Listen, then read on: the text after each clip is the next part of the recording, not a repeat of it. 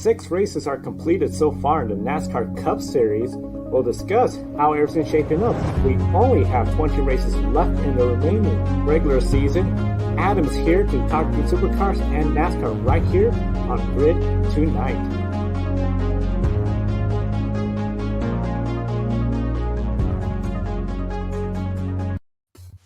Hello, everyone. Welcome to Grid Tonight, your weekly motorsports news program. Joe Santiago here with Kobe Lambert from the Podium Finish and Adam Lemarese, our supercar expert, is here with us today. We encourage everyone to share their questions and comments in the chat room. We'll start with the controversy over the NASCAR iRacing Pro Invitational Series. Yesterday, NASCAR released the entry list for the season opening round of the NASCAR iRacing Pro Invitational Series. Tonight, Bristol Dirt kicks off the 10-race virtual racing championship. You'll see all your typical regulars in the Cup Series, minus Brad Keselowski and Kevin Harvick. Austin Cindric set to replace Keselowski in the 2, and Harvick's number 4 is absent from the virtual Bristol Dirt entry list altogether. However, one driver missing from the entry list drew criticism from industry folks and fans alike. Defending Pro Invitational Series champion and virtual Texas Motor Speedway race winner Timmy Hill did not receive an invite initially. Timmy responded to the situation by bringing up the fact that he ran full-time in Cup the last 2 years, and he was the only Cup driver to be left out, and it hurt. To make matters worse, Timmy's virtual win last year was being used by NASCAR in a promotional graphic for tonight's virtual Bristol Dirt race and didn't even get invited while they were promoting his win from last year. Joe, do you feel like Timmy got disrespected here by NASCAR and Fox Sports? Well, unfortunately, I feel when it comes to motorsports, the business aspect, of course, teams that have charters, they have already, put their spots in a position where, as a charter holder, they have exclusive rights compared to non-charter teams. For Timmy Hill to not be included, his team's not in the charter, that's something where I could see that. However, to say, okay, we're going to use your image in our promos, especially since in the iRacing, you don't have the disadvantage of equipment being better or less than your competitors. I feel that's where it sort of draw the line and got a lot of people sort of fired up to see that Timmy Hill, who you use for promos, is not in this race. Granted, he's not exactly going to bring the big crowd like Dale Earnhardt Jr. or Clint Bowyer. Still, it does feel like they disrespected Timmy Hill in that sense. Yeah, definitely agree with everything you said. I do understand that the business aspect always has to come first, and Timmy is not going to draw a crowd like, the comedian that Clint Bowyer is, or someone who's beloved in the NASCAR community like Dale Earnhardt Jr. And what Timmy did last year in iRacing in the Pro Invitational Series, it was absolutely incredible. You brought up the good point. Everything is equal in virtual racing, so Timmy didn't have the disadvantage that he has in real life of driving a car that is not capable of going for the win on a weekly basis outside of Daytona and Talladega. So this was a huge opportunity for Timmy Hill last year, and for all the people who didn't know who Timmy Hill was, this was a wonderful opportunity for him to get his name out there and show that, hey, I'm a driver in the NASCAR Cup Series, and for them to use his graphic to say that he was the Texas race winner last year in the Pro Invitational Series and not get an invite to Bristol, it's definitely hurtful and disrespectful. So I understand why Timmy felt the way he did. And a source told Davey Siegel, who's a contributor at the front stretch, the main reason Timmy was left off the entry list is due to the 36 teams with charters. They are guaranteed an entry, while the final 4 open grid spots are awarded by whoever Fox wants in the field. You might be wondering why the non-chartered car Ryan Preece is in the field. Then, with Kevin Harvick not participating, the 37 was awarded a spot. Bob Pockers from Fox Sports said Preece is represented by Kevin Harvick Incorporated, KHI, so it makes sense that he was chosen to take Kevin's spot. 2 of the open spots went to Dale Earnhardt Jr. and Clint Bowyer, as we mentioned. 38 entries, not a 40-car field, so Timmy and another driver could have received the invite but didn't. NASCAR is promoting the Pro Invitational Series as just for fun. We know Timmy wasn't having any fun last night when he found out that he got left off the list in what seems like business interfering with something that's supposed to be enjoyable for everyone. Should business interests play a major role in online sim racing? When it comes to the online sim racing, especially when you have professional teams, professional drivers, yes, there is a role. Sponsors, originally last year, this was all created so that way teams had a platform to show showcase their sponsors to a television audience. It has, of course, real life consequences. We saw what happened last year with Bubba Wallace, Blue Emo at Bristol. Of course, other series we saw other aspects of drivers not taking it seriously, controversy happening. Yes, this is a fun opportunity to see your drivers, but at the same time, you got sponsors that are invested in this. You got sponsors where, for the advertising, Fox, they're going to try to sell advertising time on this program. The big thing is, if this was something where there was no business draw and no audience draw, we wouldn't be doing this. So definitely, I see the role the business plays into this. Yeah, definitely. Business has to come first, even in situations like this. And it is unfortunate when this is supposed to be just for fun, and then business interferes. But without the business, there wouldn't be any point of doing the Pro Invitational Series, bringing it back for a second consecutive year in a row. Michael Massey from the front stretch reached out to Timmy Hill as the story developed. Hill told Massey that his NBM Motorsports team were planning to use the Pro Invitational Series as a way to sell sponsorship with their real life cup program. His impressive performances in last year's virtual racing events helped him with sponsorship, but not receiving an invite this year was devastating. According to Hill, they reached out to NASCAR but didn't get a response. He wondered if NASCAR didn't want NBM in the virtual series or already knew the answer that they were not going to get an invite. However, such a development has some real world consequences as a result of not receiving the invite. Hill said NBM would have to cut back his real life cup schedule significantly because they put so much on the Pro Invitational Series and been able to attract sponsors.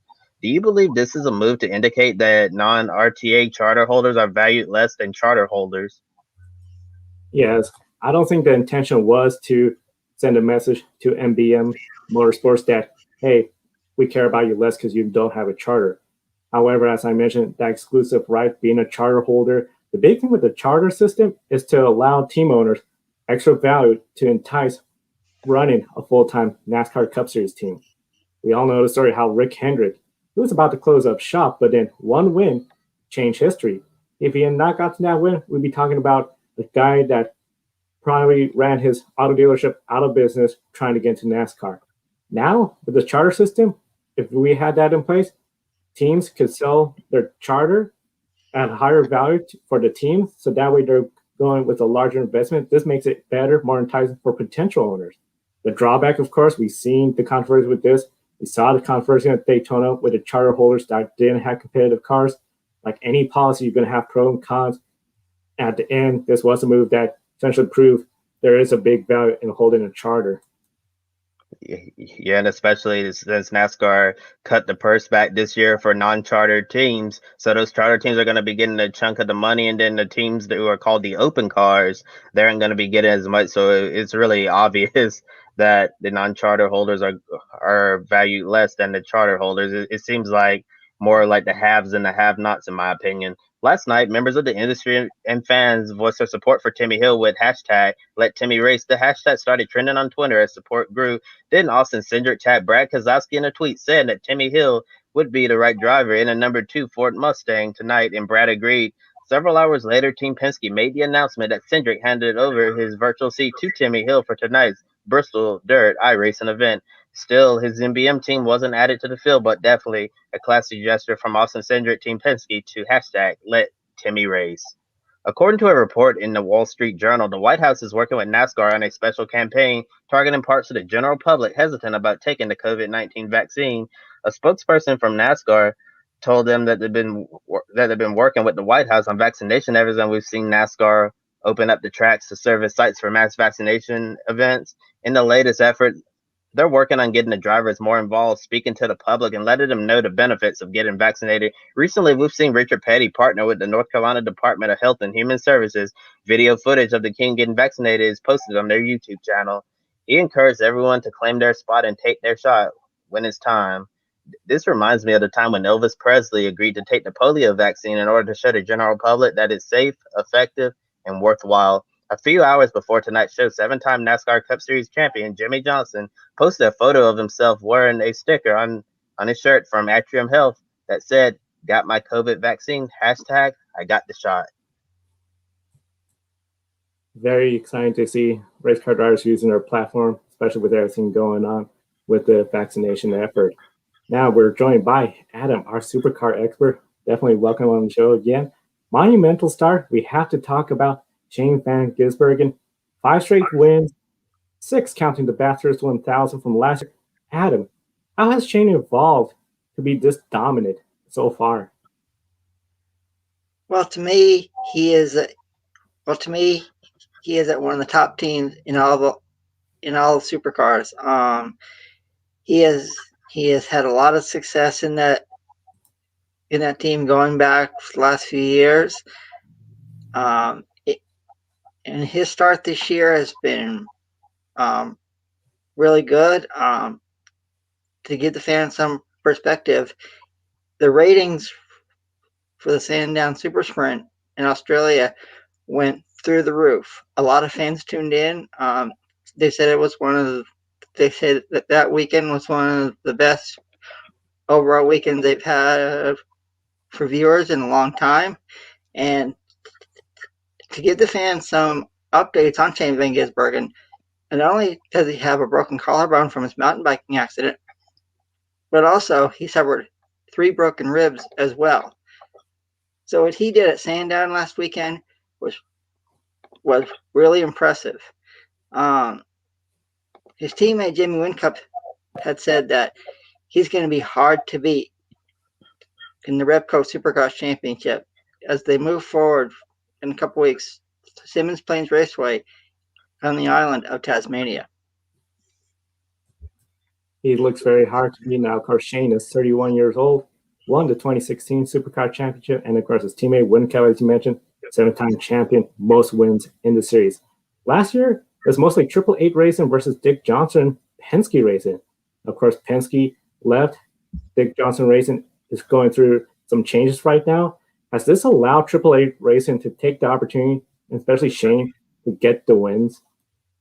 I'm going to say yes. Last year, as we all know, Scott McLaughlin basically dominated the series, and Red Bull, they had a good season, but not only did they lose the driver's championship, but they also lost the team championship, and that means that they could not have the first 2 pit selections at each supercars race. I think this year is going to be a bounce back season for Red Bull. They're currently leading the team's championship, and I believe that overall team will be hard to beat as the supercar season goes forward. Now, the big change with that team, of course, Jamie Whincup going to retire from full-time racing, so his seat's going to be available.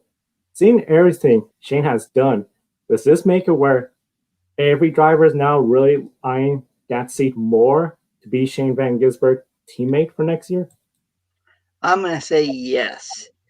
To have that seat that Jamie Whincup has is going to be a hot seat. You're going to have so many drivers wanting to go there and attempt to be Shane Van Gisbergen's teammate over at Red Bull. You got a lot of up and coming drivers who could take that seat, and also the team actually has a couple cars in the Dunlop 2 the developmental series. So the next year, the Jamie Whincup's seat for next year is going to be a hot one. Definitely is going to be one to watch. And of course, the Supercar Series, definitely every time we're going to be previewing their upcoming races on Grid Life Pre-Race every Saturday, and usually Adams will be with us. Of course, Shane Van Gisbergen, if we're talking about him, we also have to talk about the WML. Here is Matt. Hi guys, Matt White here from the Grid World Motorsport League. Time for Week 5's Grid World Motorsport League Top 10 update, and we have our second leader of the year, a brand new one for 2021. Shane Van Gisbergen has gone directly to the top of the standings with a maximum 25 out of 25. That is the highest score we've ever seen in the Grid World Motorsport League in its third season. He's the first person to go to the top with a maximum, the first eligible maximum of the Grid World Motorsports League's history. So congratulations to Shane. 5 wins from 5 now in the Repco Supercar Championship, and 3 of them coming with a broken collarbone, and it turns out this week broken ribs as well. So Shane goes to the top of the list. There's been a couple of changes down the leaderboard as well. Ben Rhodes, who was 3rd last week on the Truck Series, he has slipped to 15th on the leaderboard. And Wayne Boyd, who was also up there towards the top, he was in 4th position last week, he has slipped to 11th. John Hunter Nemechek from the Truck Series has replaced him in the top 10. So 2 top 10 changes, a new leader as well. And Gisbergen, the recipient of the Performer of the Weekend award, unsurprisingly 3 wins out of the 3 from the weekend while injured, and one of them that epic drive on Saturday. From 17th on the grid at Sandown, so he's the first person to take the Grid 1 Motorsport League top position on a maximum, and he's also the first person to take a second World Motorsport League Performer of the Weekend award for his efforts at Sandown over the weekend. Plenty of other bits and pieces going on over the weekend. NASCAR, of course, Ryan Blaney getting his first victory in Atlanta. He has jumped up the table as well. Kyle Larson not too far off the top spot. He will be pushing for a top 10 position this weekend at Bristol on the dirt, of course. And we have 2 Grand Prix. We have an official proper Grand Prix this weekend with Bahrain from F1 and Qatar for MotoGP. Of course, the first rounds of those championships. F2 has 3 races each weekend, as well as F3. We have alternate weekends this year. F2 starting us off this weekend in Bahrain. So 3 races means they will be automatically eligible for Grid 1 Motorsport League position coming out of the weekend. So potentially we could see some more new names in the top 10. Heading into the Easter break, it's a big weekend of racing. We'll have it all covered for you here on the Grid Network, and with another top 10 update next weekend. We'll talk to you then. Now, of course, the World Motorsport League NASCAR Cup Series is one of the big series that they're following. And of course, Fox has been using the tagline, the greatest season ever for the NASCAR Cup Series. We are now 6 races into the series year, and we have 6 different winners. This passes the 2017 season, where we had 5 different winners in the first 5 races. But this season's looking very similar to a couple other seasons, particularly 2001 and 2011. Some very interesting facts. Of course, Michael McDowell, first career win, Daytona 500. You look at 2011, Trevor Brain, first career win. 2001, Michael Waltrip, first career win. And listen to this, 2001, 2011, 19 different winners. Kobe, Adam, when it comes to this season, do you see us getting 19 different winners in the Cup Series? Well, Joe, I don't really see that happen at all. I think it's possible to see 12, 13 different winners, but as far as 19 different winners, I just don't see that possible. No, I don't see it possible. I don't see it either. I believe at Bristol this weekend you could have a repeat winner. One of the big things when it comes to Bristol, I feel we're going to maybe see a repeat winner. Of course, a lot of people anticipating essentially Kyle Larson. More interesting stuff about the 2021 season as well, besides the different winners. Everyone that has won a race this year has 1 win or no wins the prior season. So none of the drivers that won more than 1 race in 2020 have won a race in 2021 so far. And each manufacturer has 2 wins. Chevrolet at Homestead Las Vegas, Ford at Daytona and Atlanta, and of course Toyota at the Road Course Daytona and Phoenix. Has any of the manufacturers shown any clear advantage over the other manufacturers?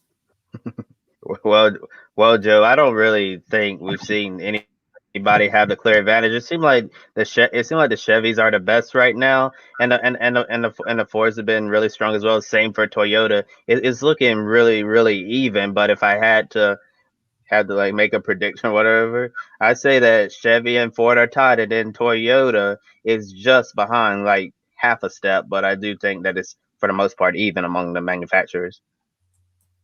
I'm going to agree with what Kobe said, 150%. I think right now it's all even. It's good to see that all the manufacturers have at least 2 wins this year, and I think it'll be a good manufacturers race as the NASCAR season continues forward. Now, with the manufacturers, of course, each one seems to have a really strong team. Toyota, Joe Gibbs, Rick Hendricks with Chevrolet, and Penske Fords. Stewart-Haas Racing, as we've been talking about, they seem to be a step behind. Childress, they have some top 10 finishes, including with Eric Jones, who has an alliance with RCR, and we invite everyone to check out last week's video where we interviewed Eric Jones. When it comes to the teams like Childress and everybody else, what's it going to take for them to catch up to the big three? Is it going to be work development on the cars, or is it going to be more luck and having a race like Talladega or late race cautions to capitalize and get those wins? Well, I think it'll take a really big effort for teams like Richard Childress Racing to catch the top three in NASCAR. They have a lot of young drivers, but just like Rick Hendrick does. This weekend at Bristol, you get someone like Austin Dillon, who drives for Richard Childress, could capture the win. Yeah, I think Richard Childress Racing, in comparison to where they have been in recent years, they've improved significantly. We saw a lot of that progress last year. Tyler Reddick had some great runs. Austin Dillon won that race at Texas, and Austin Dillon's running extremely well this year. Tyler Reddick's had some bad luck along the way, but I'm sure once they're able to put that behind him, RCR, both cars, they're going to be very competitive. So, and they can definitely continue developing their equipment and getting better throughout the year. And if it comes down to, luck working in their favor, I'm sure they'll take it. Any team would. Now, one follow-up question with that. If we assume the big three teams are going to be nearly unstoppable this year, with the next-gen car coming in next year, is this really going to equalize the competition? Or will the bigger teams with more resources essentially have more time and resources to develop and, again, have one step above the rest of the competition? Well, Joe, I think it's really too early to say whether or not that the next gen cup car is going to equalize the competition or not. But I'm sure at the end of the day, we'll still see the same big teams, the competitive teams they're still going to be out there winning races no matter what. You're not going to see a team probably who's running outside the top 30 all of a sudden be competing for race wins. It might be a little bit closer in the midfield. But overall, I still think we're still going to see the same teams that are dominating today, dominating when we get to the next gen era. I completely agree with you, Kobe. I believe when we have the next gen car next year, I believe it'll be the same three teams: Hendrick Motorsports, Penske, and Joe Gibbs Racing, all battling for race wins in 2022.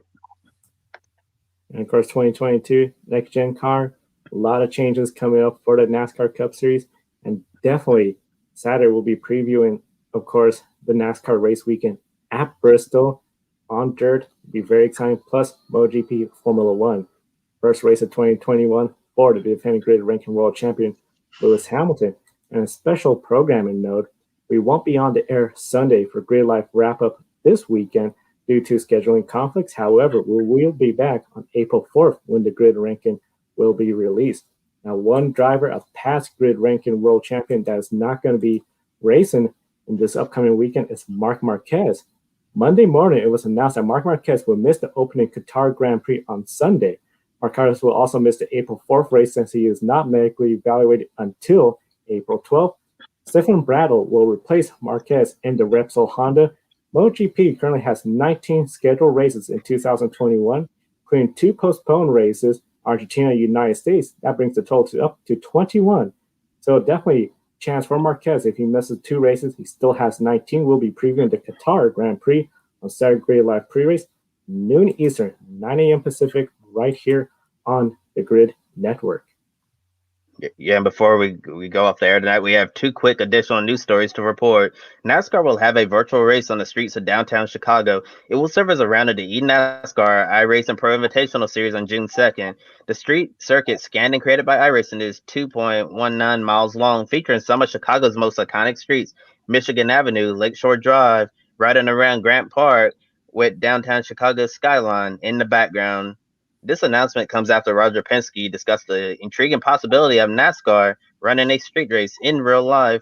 With NASCAR entering a new era of scheduled shakeups, the next gen Cup car, new teams, high profile investments, anything is possible. So it'll be interesting to see if the virtual Chicago street race will become a real Chicago street race in 2022, 2023, or years down the road.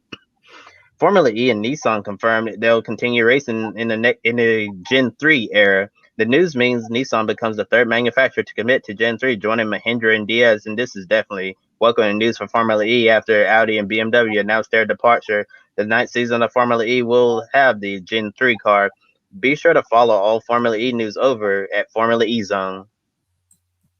We encourage everyone to be sure to invest in the Grid Network by calling, keeping us on the air throughout 2021. Special thank you to our new subscribers on YouTube and followers on Twitter. And be sure to follow the Grid World Motorsport League at grid_WML as they are approaching the 6th weekend of the Grid WML as of next Sunday. We invite everyone to visit Pablo's link in the video description. You get a 10% discount for being a Grid Network viewer. Dog leashes, clothing, and accessories, and a portion of your purchase goes towards helping sick, homeless, and rescue dog, a great cause we care about. Thursday, tomorrow, a special women racing to win. And then, of course, Friday, live on the grid, we have Sabri Cook and Ava Earl performing her songs. And of course, Saturday Grid Live pre-race, we're going to preview the upcoming NASCAR race at Bristol, first dirt race in over 50 years. We also have MotoGP, the Qatar Grand Prix, and Formula One is back, Bahrain Grand Prix. Very exciting weekend. Be sure to subscribe to the Grid Network right here on YouTube. For Kobe Lance at the Podium Finish, Adam Lemarese, our supercar expert, I'm Joe Samaniego. Thank you for watching today's program and have a wonderful day. Joe Samaniego here. Want to invite you to go check out Pablo's. Pablo's is a dog clothing and accessory company based in Austria. 10% of each of your purchases goes to helping dogs in need, whether it's homeless, sick, or ill dogs. This is one of the reasons why we support it. Kiska here is a rescue dog from rural Alaska and our Grid office dog. We care about our furry buddies, and we know you do as well. Definitely check out pawbless.com. There's a link on the video description, and by clicking on that link, you get a 10% discount on your purchase as well.